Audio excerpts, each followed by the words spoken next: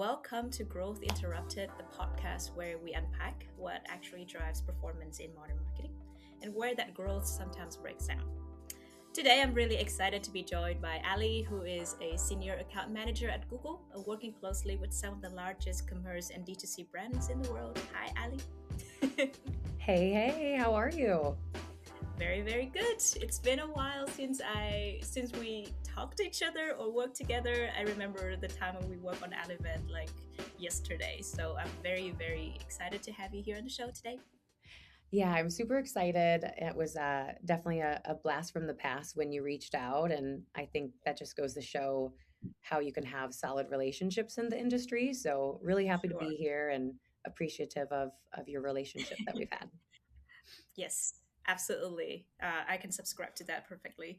So, for everybody, we have been working in the past with the Alibet account where Crealytics is on the agency side, and then Ali was the account strategist from the Google side. And so basically, she firsthand knows how to approach strategy and client relationships. So this should be a really interesting conversation. And today we're getting into something that sits underneath all paid media, especially performance marketing. The topic of today is what actually makes a great account strategist, especially in DTC and retail, where things move fast and expectations are high. So, Ali, let's dive into it. I From love your it. experience, what separates a good account strategist from a great one? That's a great question, and I think too at Google, and I'm assuming across the aisle, a lot of new hires are also coming in. So this is just a great question in general as they start.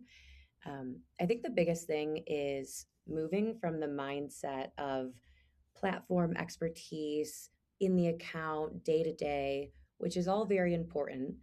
But instead of being really Google focused, switching the mindset to more of a business owner and bringing Mhm, curiosity to all the meetings that you're having, stepping a mhm. little bit outside of just Google and how does this fit into their entire marketing plan and really getting curious there.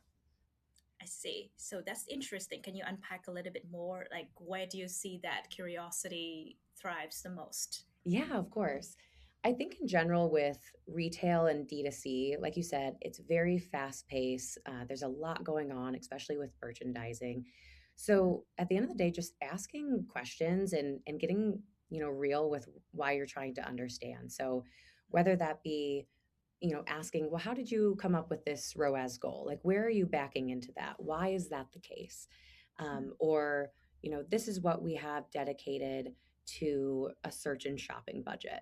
Okay, mhm. well, how are you filling that funnel? What are you doing within Meta or Instagram, LinkedIn, whatever it may be?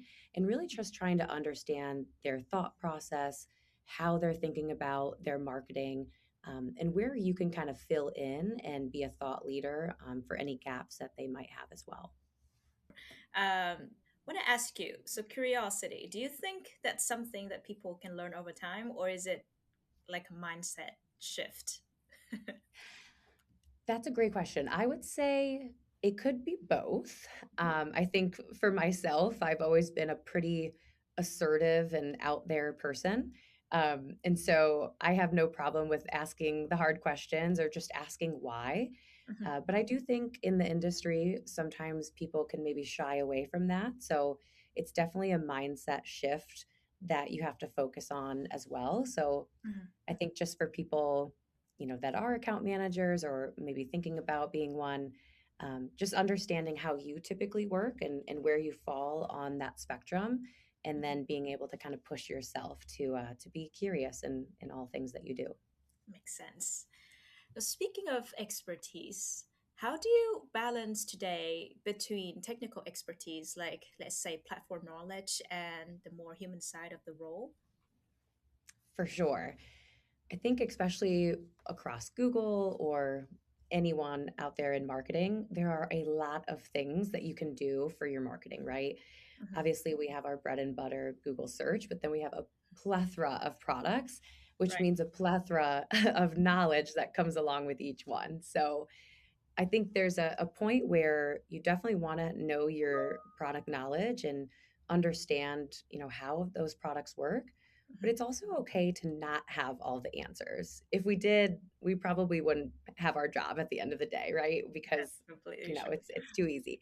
Um, but then kind of mirroring that with just bringing the personality at the end of the day, right? I think us as marketers or business owners, at the end of the day, we're all human. And so, bringing that human side to work can Mhm. be a great way of building a relationship, of building trust for when you do have ideas and different testing methodologies for your clients.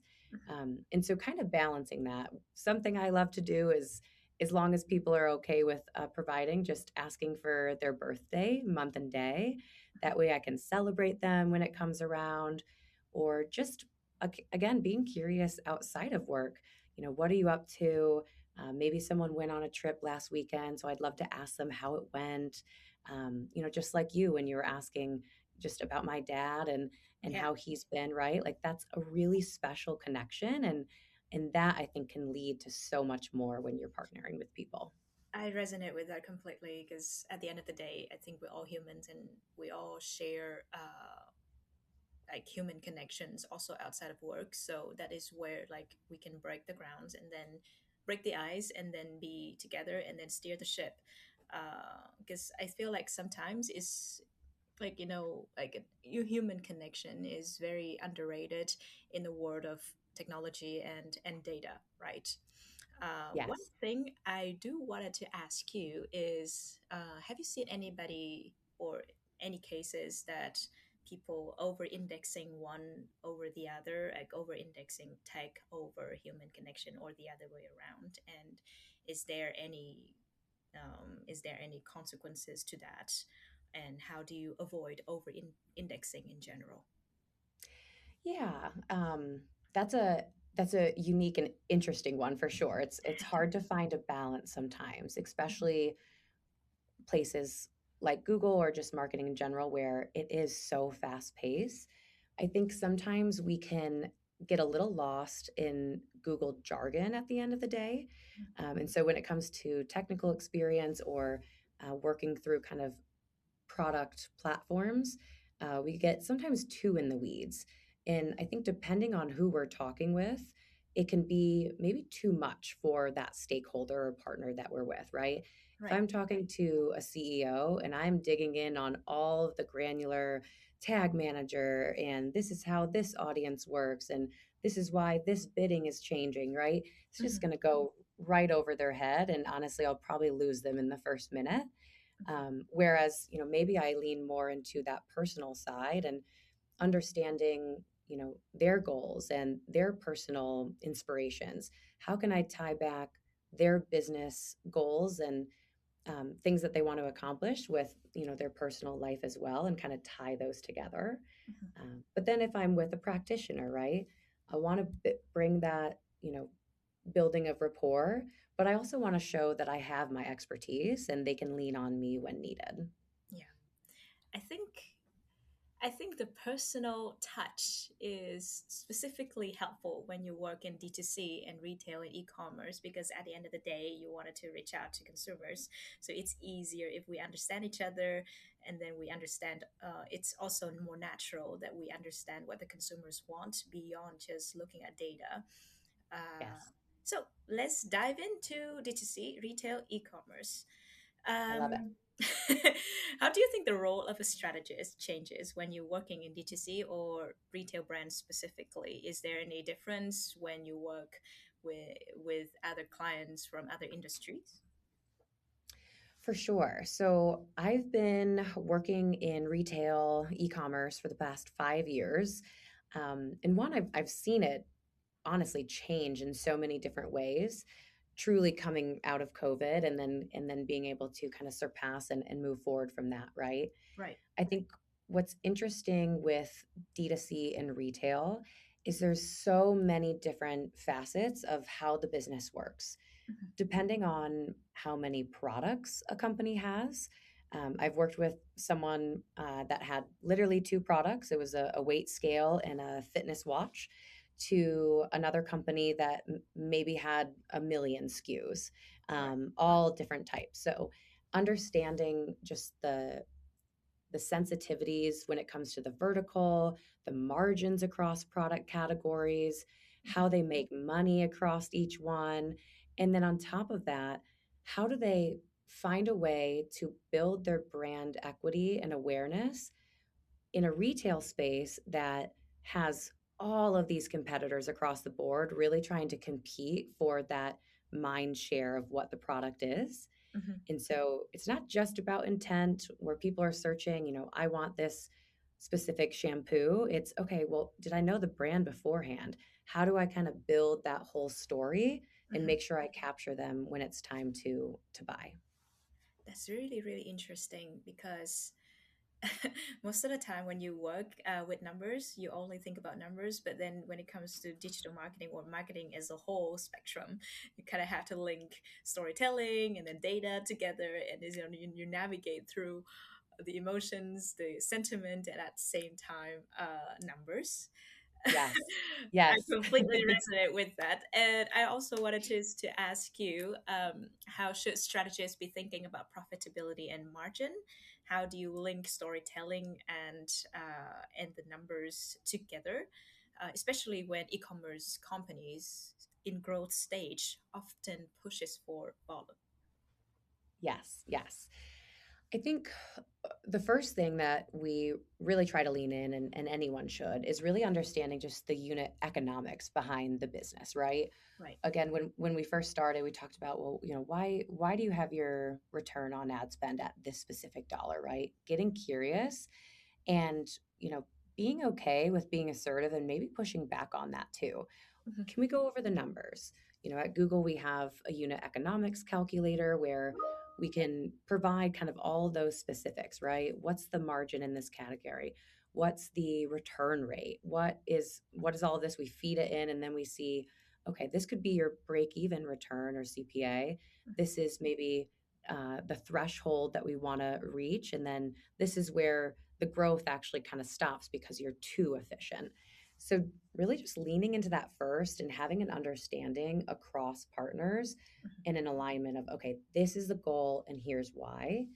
And then from there, being able to put together a plan on how you can actually action on that Mhm. and work towards growth. I think the biggest thing here, again, with the challenging, is you can be efficient all day long, but is it effective at the end of the day? So sometimes we run into challenges where we're being really efficient, but we're Mhm. also not seeing growth.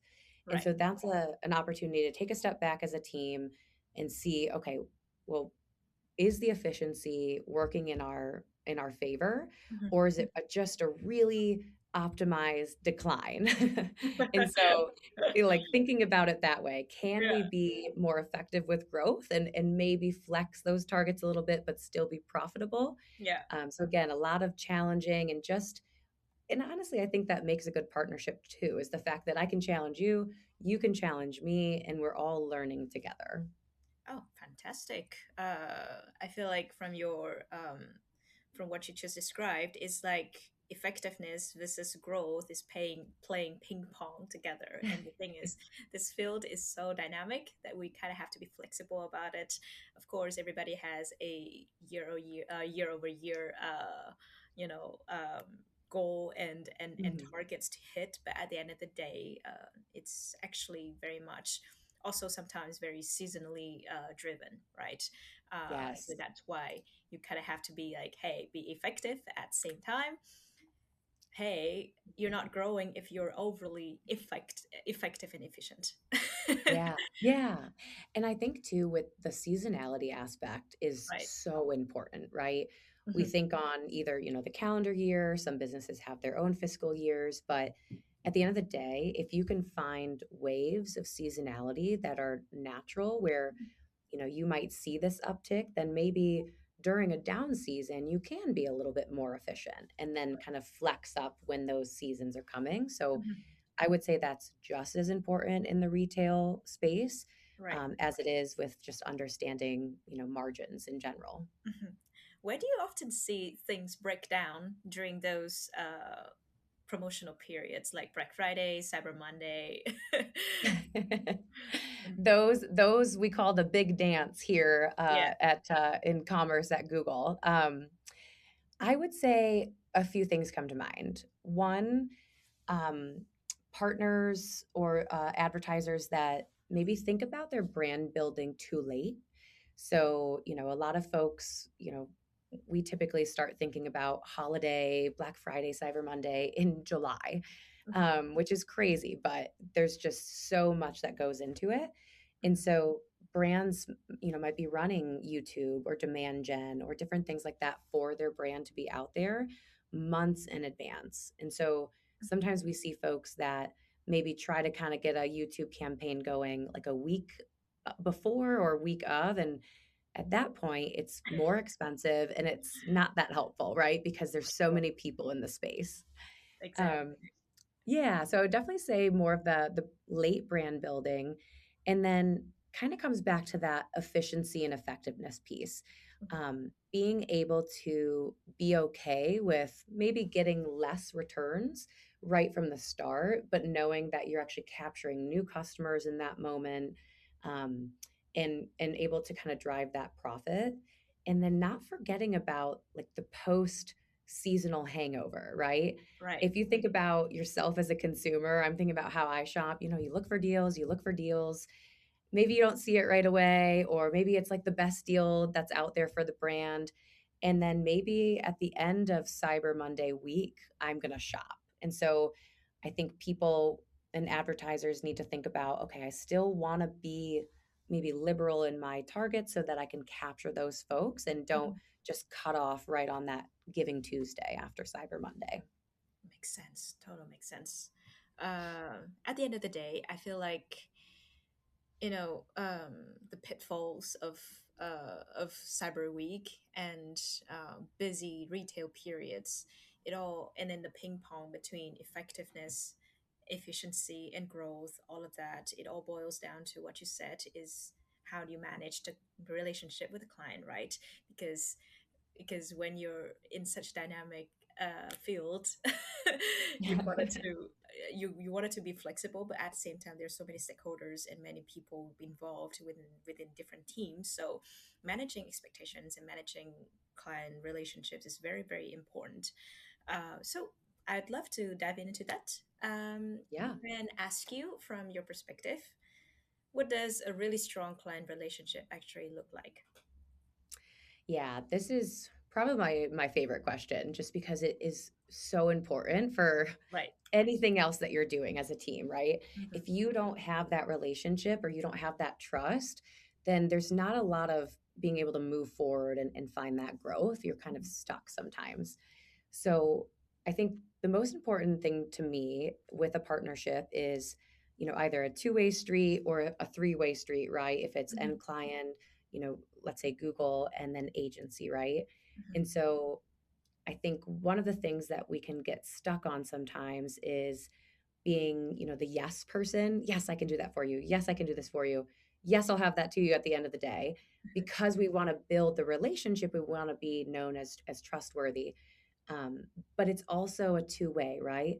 If I have a partner that's asking for these different things, I want to be able to trust, okay, if I'm taking the time to do this for you and provide you this, that we're going to move forward and do something with it. And so I think just one, having that trust in what we're asking and the accountability for, what we're going to do moving forward. But then I also think just as partners, communication and alignment is probably like number one. Hmm. If I'm working, let's say with create oh, I can't talk today, with Crealytics, and then another client, if I just bring something to the end client without talking to you guys, Hmm. there needs to be alignment. I want to make sure that we're all working as a well-oiled machine. And Hmm. so just being able to kind of navigate maybe the different silos that are happening, Right. with someone's business, and being able to really hone in on communication and moving parts that we have going on. We also talk about alignment that actually builds the trust. I wanted to ask you what's the biggest mistake you have seen when it comes to managing client expectations? Yes. Well, that word exactly, the yes train, Right. like I mentioned. Luckily, I feel like I'm better at that, but I will say when I first started, I think, I wanted to be that trusting Mhm. partner. I wanted to kind of say yes to everything, and that is a quick route to being burnt out. Sure. So I don't recommend. But what I do recommend is, like you said, managing those expectations. So a phrase that I really like is to under promise and over Right. deliver. And that really is leaning into that aspect, setting realistic expectations on, maybe when I can get some industry insights to them. And then if I can get it to them faster, even better. Or setting Mhm. expectations on how a campaign is going to perform based off of maybe a certain Mhm. setup, right? Maybe we have high expectations for a CPA or for a return, but we really don't have the campaign set up Mhm. correctly. Being transparent and, upfront on the expectations that we should be Mhm. expecting, or even saying, Amy, I think this is a waste of money because we're not doing it Mhm. properly. If we want to do it, let's do it the right way, or let's put your investment into something we know that's going to Mhm. work. And so just again, being as transparent as possible and as human as possible, I think goes a long Yeah, way. makes total sense. In that case, I wanted to ask you, what is the main difference between being liked by a client and being trusted by a client? Do you want to be both, or is there a better way? A version is Yeah. better than the other. I mean, ideally, I'd Of love to be course. both, right? We all would. Yeah. But that's not always the Hmm. case. Um, I think in in my opinion, I would rather be trusted.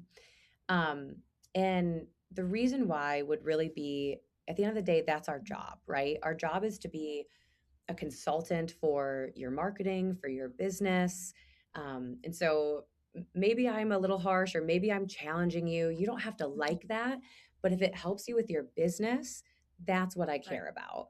And again, the goal would be for it to be both. But I think if someone can look at me and they say, wow, yeah, I trust Allie's opinion on this. I trust the way that she's going about that.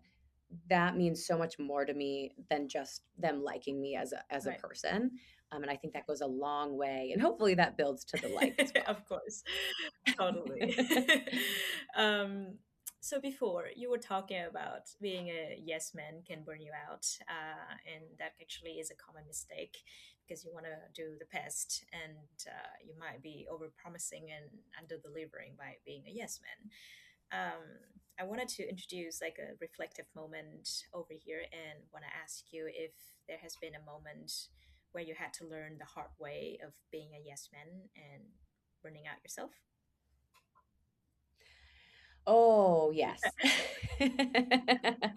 Oh, let's see here. I I think there's actually something recently where there was an issue happening, and a client wasn't really understanding, why their specific campaigns were kind of not working as best as they wanted, or all of a sudden they had kind of gone downhill. Um, and so in this facet, I had just started working with them, maybe a month or two into the relationship, and they kind of came in like a bat out of hell, right? Like, Allie, we need you. Something's going on. We don't know what's happening. And so in my mind, it was like, okay, let me just dive in. Let me do some stuff. And so instead of kind of taking a step back and checking the steps that they had already taken, I definitely did more work than I needed Mhm. to, right? I started diving in. I created a ticket on my side for support. What I should have done is ask first if they had even created a ticket on their Mhm. end, right?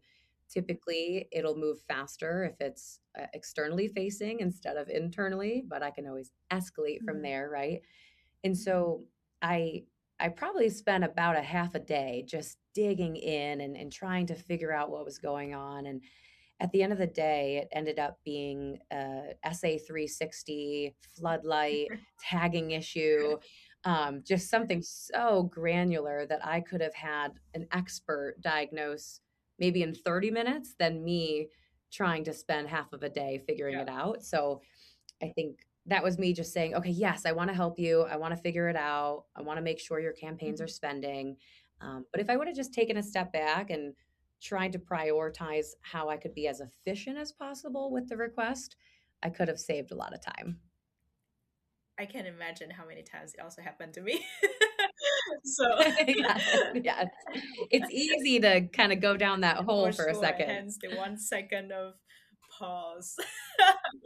Yes. Yes, yes. Go, go, go. Yes. Okay. Great. Thank you so much for sharing your perspective on the Yeah. client management relationship. Now let's jump into the platform versus agency dynamic. Uh, that's Yeah. basically us, Ali, in the past. Yes, yes. From your perspective, what separates the best agencies from the rest? Ooh, I love this. I would say the ability to share and be transparent in KPIs, both on the end client side and the agency side, right? We all have incentives. We're all, held to specific Right. goals, right? And so the more transparency we can have with our agency partners, the more we can understand, okay, how is this best for the client? How is this best for the agency? And how does that, end up working well for Google as well, right? And Right. so I would say just, yeah, being as transparent as possible and knowing that the reason we want this information is for your success, right? We're not trying to, put you on the side or uh, you know, kind of take over anything like that. Like we succeed when you succeed, when the end client succeeds. So Right. just being as open as possible with those numbers and goals. Okay. So, being as open as possible at the moment, I wanted to ask you what's something that agencies think they're doing very well, but they definitely need some improvements.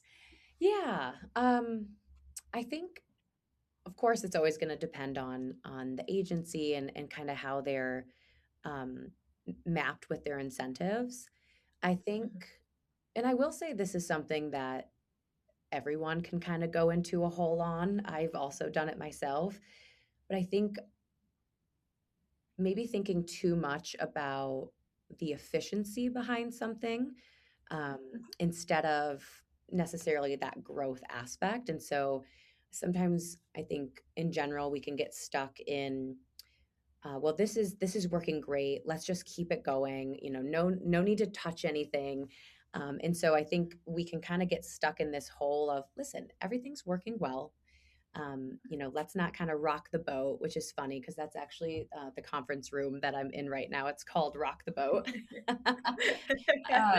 But I think it can be easy to kind of just get in that routine. And, Mhm. whether it be across Meta, definitely here at Google, but you have a campaign or something that works well, 6 months, something's going to change and there's going to be something new that we can lean on, right? And so I For think sure. just having an open mindset, you can still have a guarded, efficient mindset, but open Mhm. to, growth or what we can lean into for the end client at the end of the day. And if we zoom out a little bit, I do feel all of Mhm. this ties into how people grow in this role over time as an account strategist, right? So, For sure. for someone earlier in their career, what would you suggest they focus on if they want to be a strong account strategist? Great question. I think, you know, first it's always going to be leaning into knowing the product, right? So we do, of course, want to have that product Mhm. knowledge. I would make sure that, in your career, early stages, you're really leaning into learning and training and understanding the ins and outs. But I think the more important aspect is really leaning into, the business acumen, the literacy behind how business owners are working. Mhm. And although we want to be granular in products, we also want to really be able to find a way to match those products with the business need and goal, Right. right? And so Right. taking a step away maybe from that Google jargon, and really leaning into, okay, well, if this is what the company wants, if they want to focus on, revenue and new customers, how can I tie that back in to the different marketing products that we Mhm. have? And then be able to showcase that as a business owner and a thought Mhm. leader instead of a channel Mhm. expert at the end of the Mhm. day. Makes total sense. And are Yeah. there any habits or ways of working that helped you stay effective in a fast-moving environment as an account strategist? Definitely. This is my favorite topic because I love organization. um, I might say that is what I'm best known for. Um, One, ruthless prioritization. At the end of the day, like you said, it is so fast paced. There's a million things going Mhm. on. And so, really understanding like what is truly urgent in a P0 and what's something that is maybe just a filler. It needs to be done, but I can spend time on it later in the week. I actually had an account executive. His name was Todd, and he always said, "Well, this task is a next week Todd problem." And I actually loved it because it really did remind me that not everything has to be Right, P0, and it can be pushed to, a later priority. for sure. So definitely ruthless prioritization.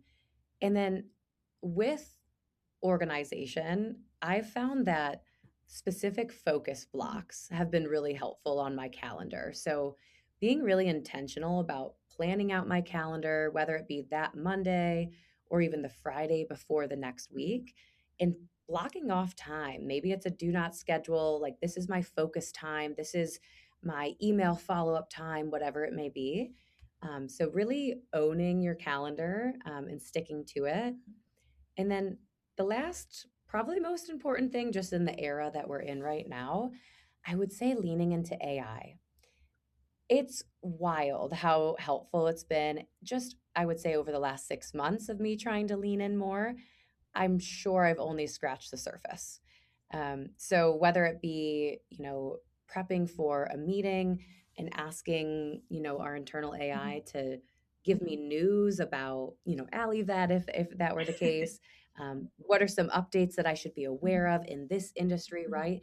It's just almost at this point a personal assistant to me, Mhm. right? So how can I make my days more efficient and more impactful by utilizing the AI tools around us now? Yeah. Speaking of AI and also its role in your role as an account Yeah, strategist, yeah. I wanted to ask you, so AI is making your role definitely a bit easier because it's like a mini assistant, right? But Yes. um, as a senior account strategist, a senior account manager, do you think the role of an account strategist is getting harder or easier with AI? Ooh. Oh, I like that Think question. broader terms. I yeah, yeah, that's a great Uh-huh. question.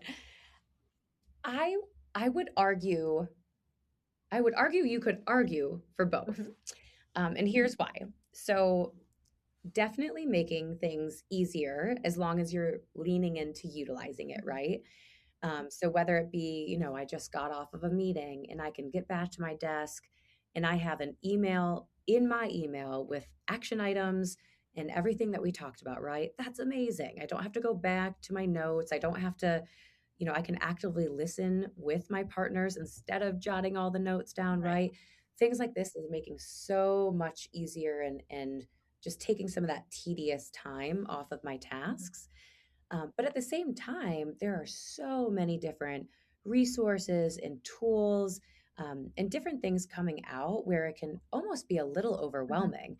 Taking the time to learn how this new AI tool can help me, right? So that's taking a little bit more of my time.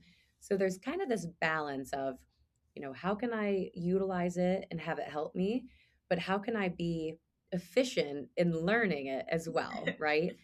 And I think every time I talk to someone about, marketing, account managers, and AI, the the ending, answer typically is, you know, learn how to use AI and be better at utilizing AI And you'll be able to lean on that for specifics in the account, for optimizations, whatever that may be. But you get to have more time as a strategic, you know, thought leader, as a creative marketer at bringing new ideas to the table, especially when you can brainstorm with AI on the side as well. Makes sense. Ali, we are reaching the end, and we Yeah. always like to close on this one. So, Awesome. our podcast name is Growth Interrupted.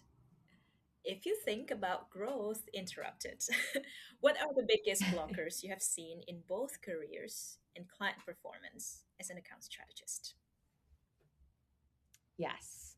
So, as an account strategist, I think at the end of the day, we can kind of, just like the yes trap, we can get into this expert trap of just trying to be an expert across the board, which is kind of impossible, right? There are so many products, so much knowledge to be had that we can get maybe too in the weeds of what we need to know in the account, and we don't always take a step back and think about, okay, what is our next step as account strategist?